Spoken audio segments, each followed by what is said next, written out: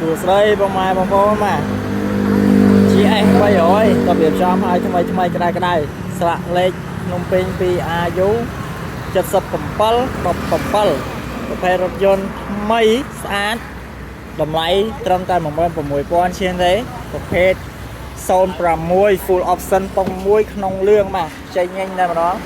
option វាមានមួយសេតបងម៉ែបងប្អូនបាទមាននេះកៅអីក្តៅត្រជាក់ជាមួយនឹង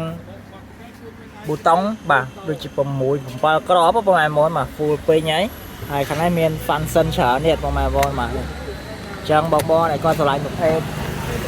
PlayStation GS 300មកគ្រឿងនេះមកអត់ខុសចិត្តទេបកកង់ឲ្យថ្មីយកទៅប្រើប្រាស់បានតែម្ដងស្តុកខាងក្រោយខ្ចីញ៉ាញ់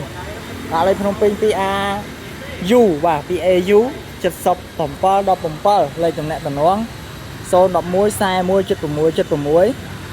097 7 ដែរ27និង93បាទទីតាំងឃ្លាំងនៅលើផ្លូវអង្គញាមករធីបងប្អូនអាចអញ្ជើញមកដល់ទីតាំងបាននេះ